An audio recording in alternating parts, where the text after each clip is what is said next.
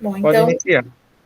bom, então, boa noite, né? A gente vai conversar um pouquinho sobre o atendimento em saúde, na verdade, né? Mas mais voltado para enfermagem a pessoa com deficiência, né? Eu me chamo Fernanda Trindade, sou enfermeira e vou estar conversando um pouquinho sobre essa temática que a gente está abordando no evento. Tá? É uma temática bem interessante, porque é bem atual, né? E, na verdade, bem requerida atualmente por diversos locais, diversos outros eventos que estão sendo feitos. Tem ganhado muita visibilidade essa questão do atendimento, da inclusão à pessoa com deficiência, então é muito importante a gente estar abordando. Né? Então, só para a gente entender um pouquinho, né? Falando um pouquinho dos conceitos. Na verdade, a gente tem dois conceitos mais importantes, que é a pessoa com deficiência, que é o famoso termo chamado PCD, e pessoas com necessidades especiais. O termo correto, segundo a legislação, é pessoas com deficiência, é PCD. Mas, eticamente, você vê muitos cartazes, muitas placas, muitos avisos ainda com o PNE, com portadores de necessidades especiais, por uma questão de ética mesmo, né? Pelo termo deficiência ainda remeter a um déficit de alguma coisa em uma pessoa, né? E isso ainda é muito discutido, mas o termo correto ainda é PCD, pessoa com deficiência. E aí, quando a gente fala um pouco de saúde, a gente pensa logo nos princípios do SUS, né? Que um deles é o atendimento com igualdade, é universal e integral. Então, ele tem que ser em todas as faixas etárias, de forma igualitária para todas as pessoas, né? E acessível a todo mundo. E quando a gente pensa em PCD, em pessoas com necessidades ou com deficiência, a gente precisa entender que, apesar de a saúde ela ser universal, ela é individual para cada uma, né? Principalmente quando a gente se reporta a pessoa com algum tipo de deficiência, porque você tem pessoas que têm limitações de algum tipo.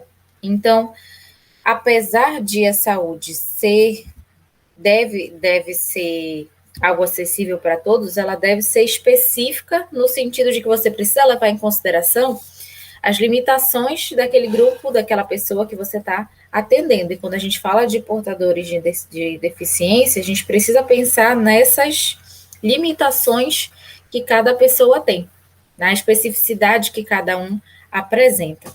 Né? Então, a gente vai falar aí rapidinho das dicas para a gente atender, para a gente dar um bom atendimento, para a gente dar uma boa assistência, né, a essa pessoa com deficiência.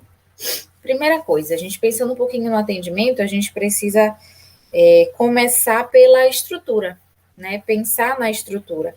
Quando a gente fala de uma pessoa com limitações, com algum tipo de deficiência, a gente precisa pensar que aquele espaço, o meu atendimento, ele começa pelo espaço, né?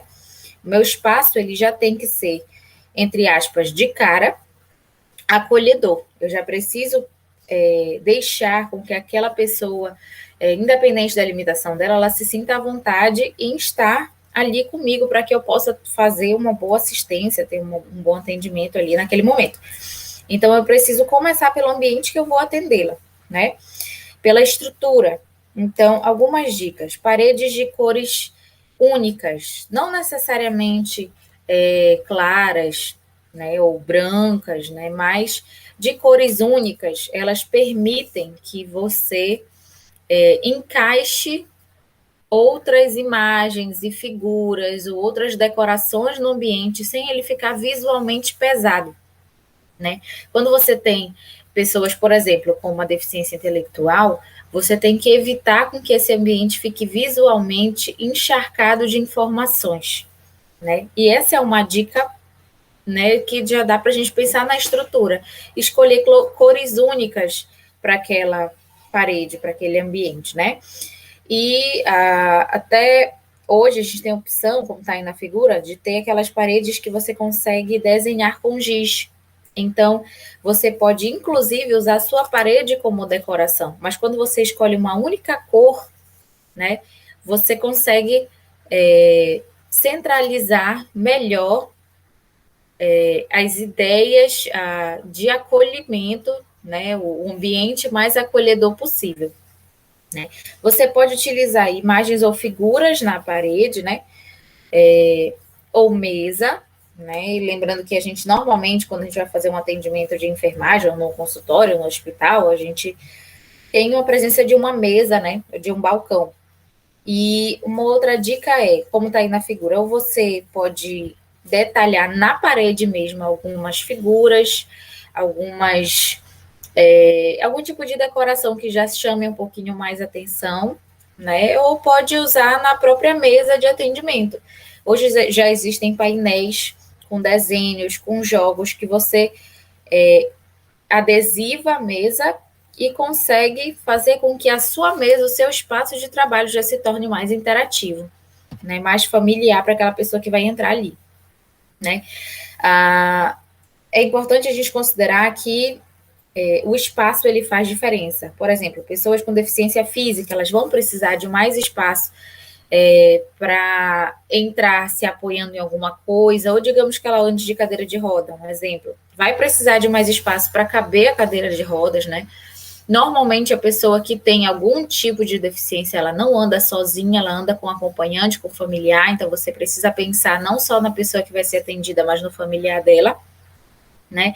E isso lhe traz a ideia de que você precisa de mais espaço e menos obstáculos. Então, quanto menos peças no chão, quanto menos distrações que encurtem o seu espaço, melhor. E você pode se utilizar, se valer de jogos também, durante o seu atendimento de uma forma geral.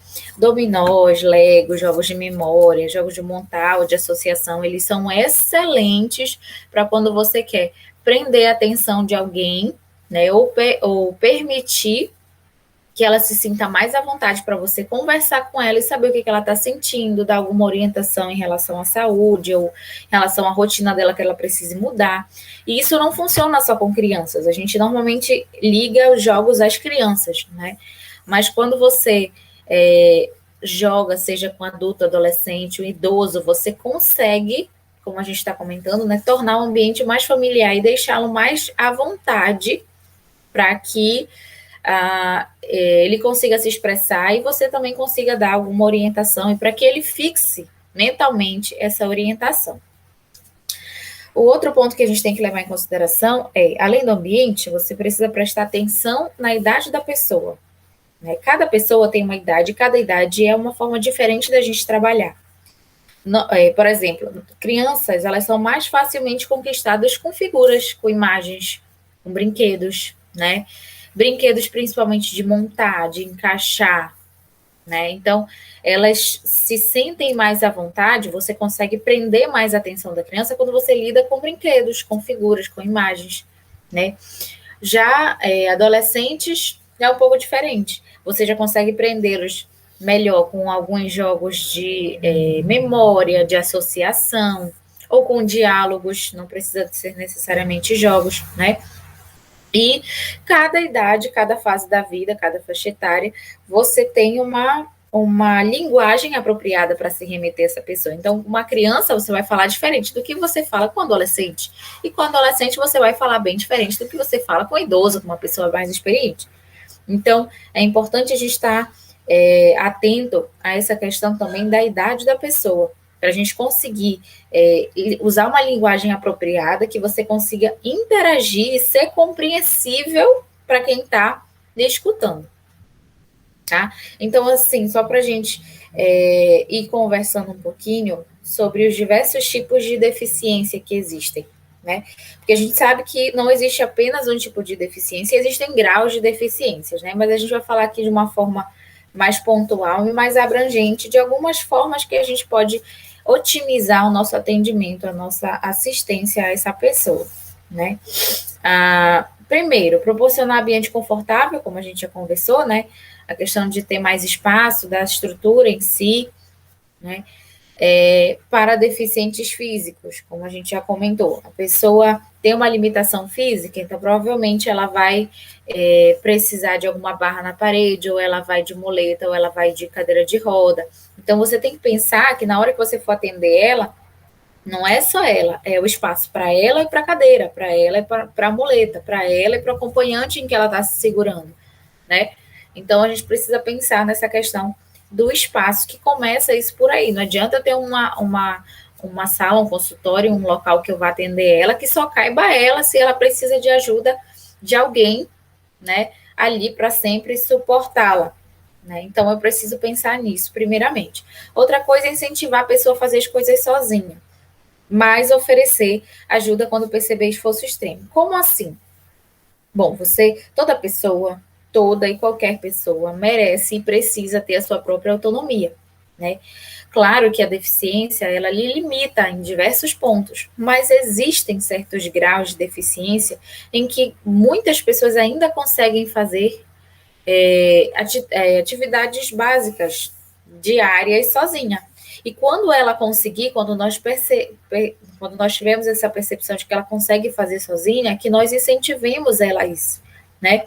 Na saúde, a gente tem essa questão de incentivar muito a autonomia do outro, tá? Então, a gente precisa saber o que a pessoa consegue fazer sozinha e o que não. Porque o que ela conseguir fazer sozinha, eu vou incentivar. Se ela consegue caminhar sozinha, com apoio, mas sozinha, eu vou incentivá-la. Claro, se eu ver que é seguro, né? Se eu ver que ela consegue cortar uma carne sozinha, eu também vou deixar ela cortar a carne sozinha, desde que eu veja que ela consiga fazer isso sem oferecer riscos a ela mesma, tá? Então, quando eu conseguir perceber que ela tem essa autonomia para conseguir fazer só, né, eu preciso incentivar isso para que ela não se torne totalmente dependente de mim. Porque no dia que eu não puder ou não estiver, ela consegue fazer determinadas coisas sozinha. Repetindo, claro, a gente sabe que existem deficiências que lhe limitam ao extremo, mas existem ocasiões em que a pessoa consegue fazer algumas coisas sozinha e você precisa incentivar isso, tá? Essa questão de incentivar, ela faz bem até para a autoestima da pessoa, né? De quem é deficiente. Então, a gente precisa estimular isso. E né, em algumas hipóteses, né, até perguntar como gostaria de fazer. Então, perguntar se ele realmente quer ajuda, se ele realmente precisa de ajuda para fazer tal coisa. Porque tem muita gente que gosta da sua autonomia e quer preservar isso. Mesmo, não sei, não conseguindo fortalecer o próprio peso nas pernas ou nos braços, gosta de fazer as coisas sozinha, gosta de ter a sua autonomia. Então, eu preciso dar esse espaço para essa pessoa, né? Se ela gosta, então deixe que faça. E perguntar se eu realmente posso ajudá-la para eu saber até onde eu posso não ir sem que ela se sinta desconfortável, tá? Deficientes visuais.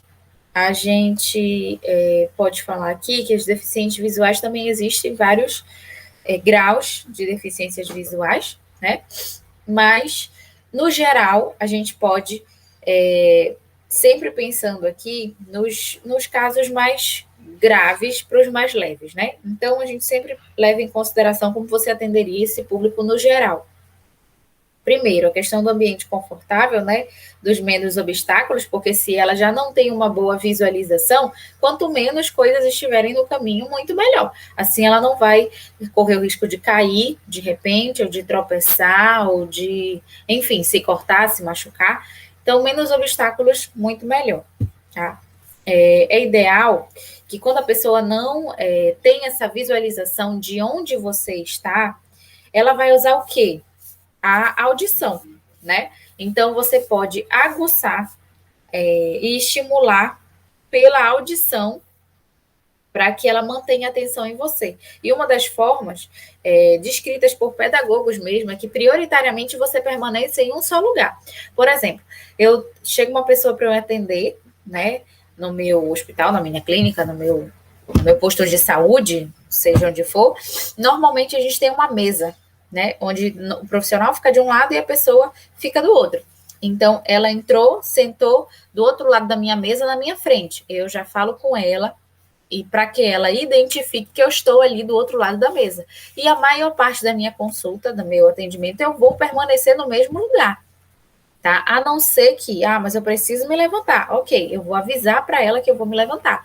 Olha, agora eu vou me levantar, eu vou, não sei, eu vou mais perto de você, eu vou para trás de você, porque senão corre o risco de a pessoa tá ali lhe escutando sempre numa mesma direção. Você levanta, ela não tá lhe vendo. Você vai para trás dela, ela se perde. Né? Então, para ela não ter esse desconforto, não passar por esse desconforto, por essa situação, a gente sempre, prioritariamente, permanece no mesmo lugar, né? Para que a pessoa identifique qual a sua localização e não se sinta desconfortável com você mudando, tendo que mudar de lugar em algum momento, tá? E qual é uma outra estratégia? Você tem o toque, que pode auxiliar no que a gente chama de visualização mental. O que é a visualização mental? É quando você permite que uma pessoa toque em algum objeto e mentalize, traga esse objeto, essa forma, isso que ela está sentindo, isso que ela está tocando, para dentro de uma realidade que ela imagina. Então, por exemplo, eu preciso que essa pessoa pratique mais esportes. Então, eu posso ter lá na minha sala, no meu ambiente de trabalho, uma bola pequena e dá para ela tocar. E dizer, olha, quando você sentir aqui essa bola, ou quando você tiver um brinquedo como esse, a gente pode brincar, né? Você pode brincar com outras pessoas, estimular quando você tiver com esse tipo de brinquedo, deixar que ela toque para que ela se imagine ali dentro daquele cenário, com ela brincando, chutando a bola ou interagindo com outras crianças com a bola no meio. Então, é uma forma que facilita muito a gente prender a atenção da pessoa e interagir, né, com ela. Então, o toque, ele auxilia muito nessa questão da visualização mental, e é muito importante também, né, para que a pessoa se sinta mais incluída na conversa. A maioria das pessoas que tem uma deficiência visual não se sente incluída na realidade em que ela vive, porque ela não consegue enxergar como as outras pessoas, então ela não tem noção de espaço, ela não tem, ou tem mais pouca, noção de espaço, de cores, de tamanhos. Então, quando você permite que ela toque, que ela sinta, ela consegue se sentir mais inserida ali naquela realidade, tá? A gente tem também os deficientes intelectuais, que são os casos mais comuns até, né? De deficiência que a gente tem visto ganhar visibilidade atualmente. Né? A gente tem síndromes que mexem com a alteração intelectual. Não necessariamente deficiência, mas que mexem com uma alteração intelectual. Então, por exemplo, nós temos síndrome de Down, a gente tem o autismo, a gente tem a hiperatividade, né? Então, a gente não necessariamente é um déficit, uma coisa diminuída, negativa, mas é algo que altera, né, aí a intelectualidade de uma pessoa. E a gente tem muito costume de infelizmente, associar uma pessoa uma alteração assim e pensar, né, e visualizar e ter a falsa ideia de que ela é menos inteligente do que outras pessoas. Na verdade, não necessariamente a pessoa é menos inteligente. Isso não significa que ela é menos inteligente. Por exemplo, pessoas com síndrome de Down, claro, elas vão ter um desenvolvimento bem menor, mas elas têm uma capacidade de associação de informações muito grande. Então, um exemplo, se eu, Fernanda, levo 3 dias para decorar uma música, uma pessoa com síndrome de Down, com autismo, ela leva 1 dia. Então, não necessariamente ela é menos inteligente por ela ter uma alteração intelectual. Ela pode associar as coisas de uma forma diferente, ela pode se desenvolver de uma forma geral, mais devagar, mais demorado, mas não necessariamente ela é menos inteligente por causa disso. Né? Então, primeira coisa, não subestimar a inteligência, né, da pessoa e a facilidade de associação. Às vezes você consegue ensinar muito mais rápido, com uma maior facilidade para alguém que tem uma alteração assim do que para outros tipos de pessoa, tá? Então, é importante também que a gente lembre que essa pessoa ela tem uma limitação, querendo ou não, né? Então, o que que a gente precisa? A gente precisa ser objetivo e direto, né? Por exemplo, eu quero que essa pessoa, esse adolescente, digamos, que esteja na minha frente, precisa se alimentar melhor. Por quê? Porque come muita comida industrializada. E preciso, digamos que esse adolescente esteja com colesterol alto, preciso que ele diminua esse colesterol. Né? Então, eu preciso ter uma conversa com ele. Não adianta a gente conversar só com o acompanhante, né? Se aquela pessoa que eu estou atendendo é o foco, né? É o centro da minha consulta, do meu acompanhamento, da minha assistência. Então, um exemplo, se eu quero que ele coma mais frutas, né? Eu vou chegar com ele e vou explicar por que faz mal se alimentar mal e a questão da gordura que vai entupir os veias, as artérias. Não, eu vou chegar com ele e ser objetiva e direta o mais direta e objetiva possível. Eu vou chegar com ele e dizer, olha, vamos tentar trocar a gordura por fruta. Vamos tentar trocar o sanduíche por uma maçã? Tá? Então, eu preciso ser objetivo e direto, para que se torne fácil e rápido daquela pessoa associar aquela informação, tá? Então, a gente precisa utilizar comandos simples, né? E o que eu posso usar para me auxiliar? Dinâmicas de cores ou sons, tá? Existem muitos estudos mais recentes que dizem que quando você tem uma pessoa com uma alteração intelectual, é preferível que você utilize ou um recurso ou outro. Ou seja, que você não utilize um recurso visual ao mesmo tempo que você utiliza um som. É o ideal.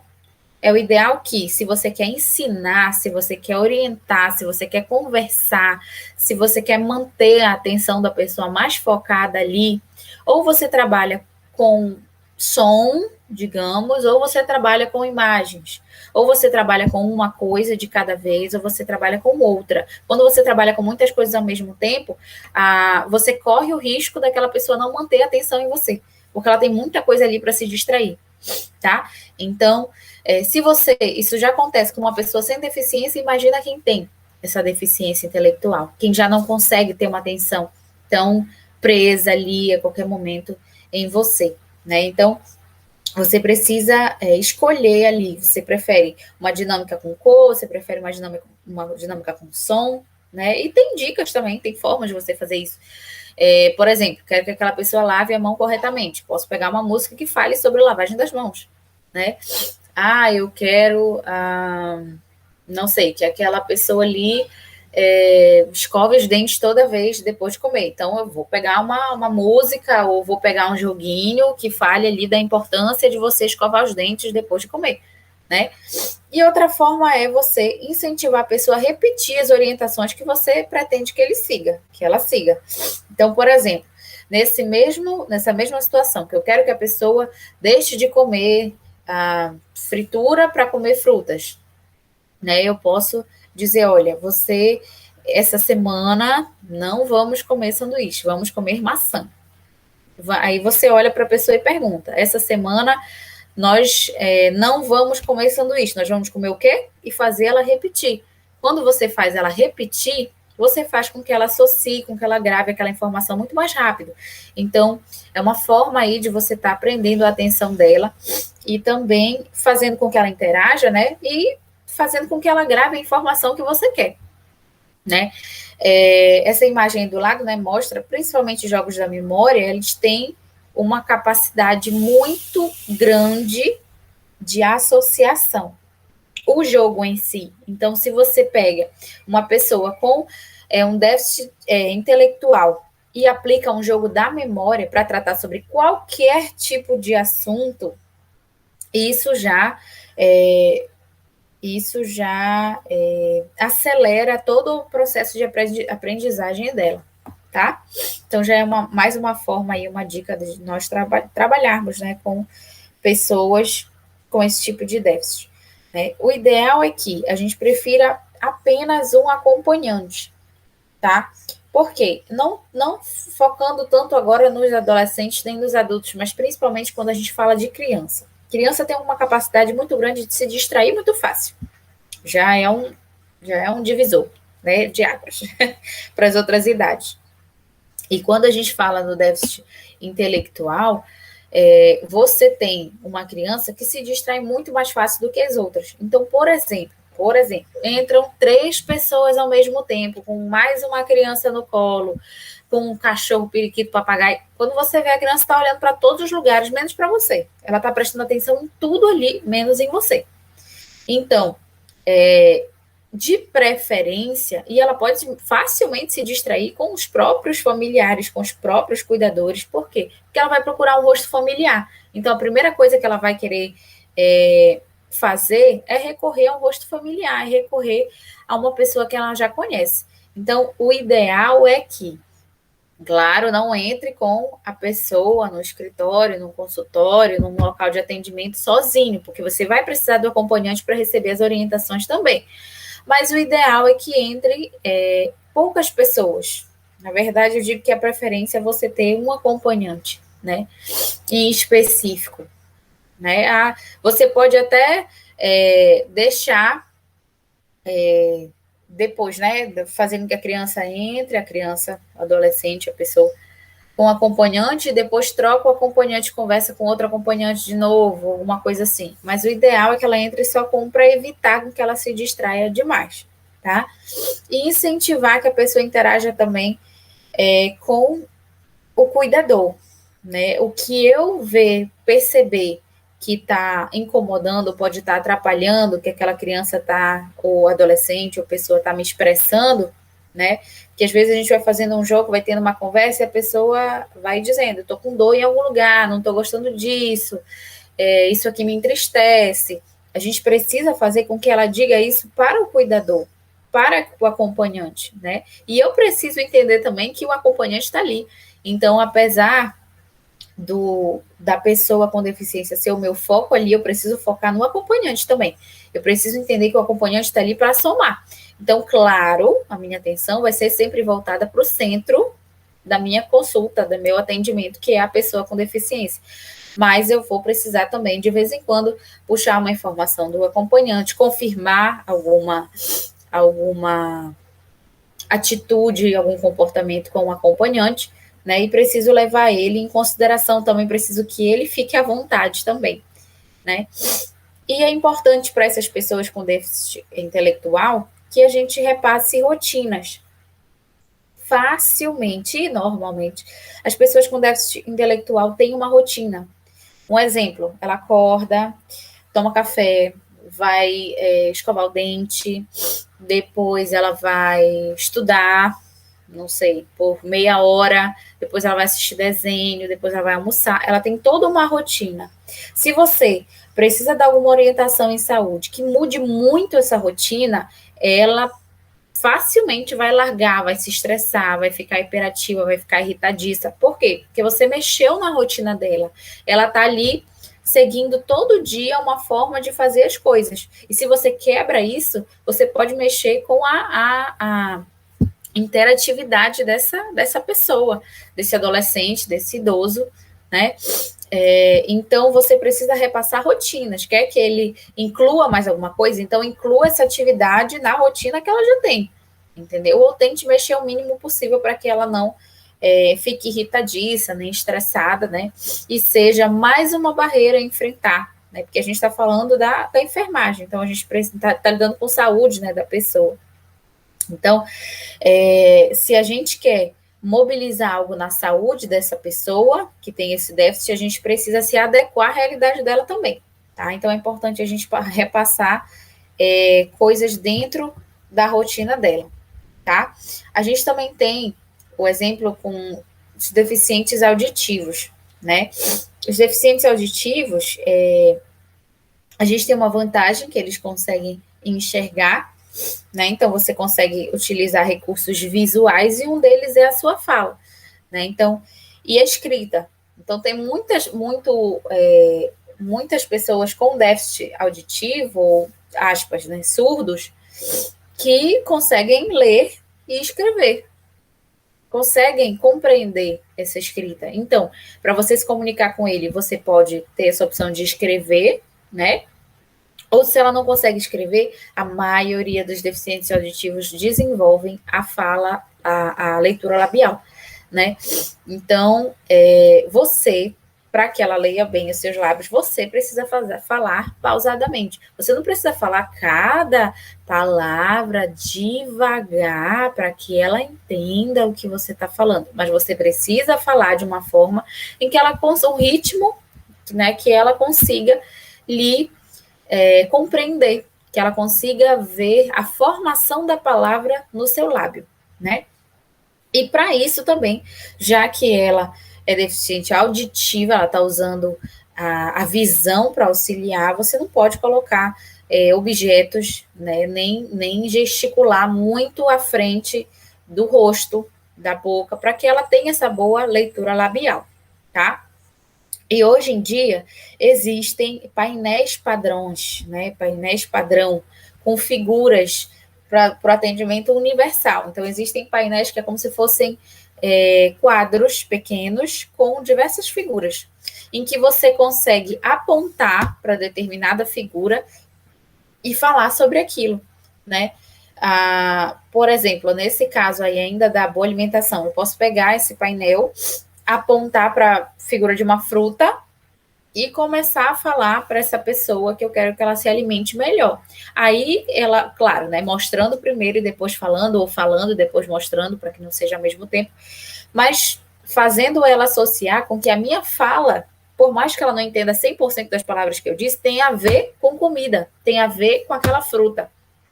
Tá? E aí fica uma forma mais fácil dela associar sobre o que nós estamos falando, a minha orientação sobre o que a gente está conversando, tá? E é importante a gente lembrar que nem todo surdo é mudo, né? Tem-se muito a visão de que a maioria dos surdos são mudos. Não funciona assim, né? Existem muitos surdos que têm a facilidade de falar, têm essa dicção, né? Então, quando ele conseguir, incentive-o a falar, né? Das pessoas que são surdas, elas não desenvolvem as cordas vocais tanto quanto outra pessoa, porque elas não as utilizam tanto quanto. Né? Então, quando você perceber que ela tem essa dicção para falar, incentive que é justamente até para estar mobilizando essas cordas vocais. Tá? Então, aí a gente tem já viu, né, algumas deficiências, algumas formas de lidar com os vários tipos de deficiência, e aí tem um pouco mais de dicas para a gente facilitar o nosso atendimento. Uma delas é se posicionar no nível do outro. Então, se você vê que a pessoa é mais baixa ou ela só consegue, ela está limitada ali a uma cadeira de rodas, ou é uma criança, né? Você pode, talvez, ali sentar num banco que fique mais à altura dela, ou se for uma criança, sentar no chão junto com ela para conversar. Se for uma pessoa mais baixa, arrumar uma forma de ficar mais no nível dela, né? Se adequar ao nível dela. Já é comprovado que quando você se adequa ao nível da pessoa, né? O nível de altura, você consegue ter uma maior atenção daquela outra pessoa que está ali lhe escutando, lhe ouvindo, lhe enxergando. Então, quando você se posiciona no nível do outro, você consegue uma maior atenção, né, da outra parte ali que está lhe ouvindo. E aí, como a gente já comentou, a idade ela proporciona limitações, né, e adequações. Né? Primeiramente, a questão da linguagem adequada a cada fase da vida. E a gente tem que lembrar que a idade em si, ela causa mudanças no corpo. Né? Por exemplo, os idosos. Você vai ter, passados os anos, um déficit auditivo, um déficit visual, um déficit intelectual, principalmente de idosos. E é importante a gente lembrar disso, por quê? Porque nós não estamos preparados para isso, ninguém está. Tanto por quem passa por esse déficit, a desenvolver esse déficit, quanto para quem cuida de pessoas que têm esse déficit. Né? Nós temos alguém que há anos vivia de forma independente, não precisava de ajuda, e aí, com o tempo, começa a, digamos, esquecer mais das coisas, você precisar falar mais alto com ela, para que ela lhe escute, você precisar mostrar as coisas mais de perto. Então, a própria idade, ela lhe proporciona limitações, e isso é importante para a gente entender que a gente precisa se adequar à limitação do outro também, né? Dentro da realidade dele, para que ele não se sinta isolado, para que ele não se sinta à parte das coisas que estão acontecendo ao redor, para que ele não se sinta excluído, tá? Então, a gente precisa entender isso, não só dentro do nosso atendimento a outra pessoa, como por pessoas próximas, né? Parentes, familiares. A gente precisa entender isso, né? E cada pessoa é uma pessoa, né? Cada pessoa tem uma história, cada pessoa tem uma realidade, né? Às vezes você vê, por exemplo, jovens, adolescentes passaram por um acidente e não conseguem mais andar. Mas antes a pessoa era extremamente independente. Então tem coisas que ela quer fazer sozinha, ok, respeite se ela quer fazer sozinha. Se ela quer e tem condições, incentive, né? Ao idoso a mesma coisa. Chegou nessa fase idosa, tem o histórico, né, de mesmo sendo um deficiente auditivo ou tendo suas limitações físicas, quer continuar fazendo as coisas dentro de casa. Se ele conseguir sozinho, então incentive, respeite, porque ele tem uma história, ele tem ele teve uma vida, ele tem uma visão, né? Toda uma carga, toda uma história, toda uma vivência que ele traz com ele, tá? Mesmo a pessoa sendo nova, ela tem a experiência que só ela vivenciou daquele jeito. Cada um vivencia de uma forma, né? Então, a gente tem que respeitar aquele espaço, né? Aquele sentimento, aquela realidade daquela pessoa. E também vou incentivar os cuidadores a preservar essa autonomia também, pela questão da própria autoestima, como a gente já comentou, tá? Então, como já comentamos também, é importante você falar com a pessoa e não apenas com o acompanhante, para que ela se sinta incluída, para que ela se sinta respeitada, para que ela se sinta parte daquele atendimento, parte daquela conversa, parte daquela assistência, tá? Haja sempre com naturalidade, não haja como se a deficiência não existisse. Na verdade, isso normalmente irrita, né, quem costuma ter algum tipo de deficiência. Por quê? Porque a deficiência, ela existe, você não pode conviver sem ela. O que você pode fazer de diferente? É se adequar a ela. Você pode até não tirar a deficiência da pessoa, a realidade da deficiência de uma pessoa, mas você pode se adequar a ela, pode usar meios, pode usar métodos em que ela se sinta mais à vontade com você e que você se sinta mais à vontade para interagir com ela, tá? E a gente falando um pouco da equipe de saúde, seja médico, seja enfermeiro, seja fonoaudiólogo, nutricionista, enfim, seja qualquer membro da saúde, você é membro de uma equipe também, você não age sozinho, ninguém age sozinho dentro da saúde, né? O enfermeiro tem o papel dele, o nutricionista dele, o médico dele, enfim, o físio dele. Então, a gente age como uma equipe, não adianta eu só estar focada, eu só estar capacitada, estar me esforçando para atender aquela pessoa da melhor forma, se o outro colega não se esforça também. Então, eu preciso, se eu estou vendo, se eu visualizo que o meu colega não tem essa capacitação, eu vou chegar, vou conversar com ele, vou tentar mostrar alternativas, vou tentar mostrar outras formas de nós, em equipe, conseguir melhor atender aquela pessoa, aquela criança, aquele adolescente, aquele idoso que tem aquele tipo de déficit, né? E uma outra forma aí, né, que é uma questão bem interessante, que hoje em dia já tem universidades, cursos, e hoje a gente tem a facilidade imensa que a internet funciona, nos proporciona também, que nós temos acesso a diversos conteúdos, que é a questão de você aprender um outro idioma, né, como Libras. Libras é considerado um idioma, né, e é um adicional, é uma forma a mais que você tem de tentar se comunicar com pessoas que têm determinadas limitações. E a Libras é uma linguagem universal. Então, a mesma Libras que eu uso no Brasil, eu uso nos Estados Unidos, eu uso em Portugal, eu uso na Inglaterra. Então, é uma forma internacional, mundial, nesse nível, né? Em que pode facilitar a minha comunicação com quem tem algum tipo de deficiência. Então, já é uma forma, por si só, de eu conseguir interagir, né? Hoje, muitas universidades públicas fornecem esse curso de forma gratuita, né? Aqui no Pará, a gente tem a própria Universidade do Estado, ela disponibiliza curso de Libras para o curso de enfermagem de forma gratuita, né? E se você, eles no próprio dentro do próprio curso, eles incentivam que se um profissional de saúde conhece outras pessoas que não sejam da saúde, mas que queiram aprender, elas possam se inscrever, né? E já ouvi falar que em outros estados isso também existe. Então, é um adicional a mais, né? E a gente tem o Braille, né, que é uma terceira opção aí, né, que é um pouco mais complicado, não é tão comum de você ver, mas já é também uma opção a mais, já é um adicional a mais, já é uma oportunidade a mais de você estar se comunicando com pessoas que têm outros tipos de limitações. Então, conhecimento nunca é demais. Tá? Então, o máximo que a gente conseguir se capacitar, se especializar, para conseguir interagir com essas pessoas, para deixá-las à vontade, para conseguir atendê-las de uma forma integral, literalmente, em todos os aspectos da vida dela, no que nós podemos, né, dentro das nossas possibilidades, claro, isso é importante, tá?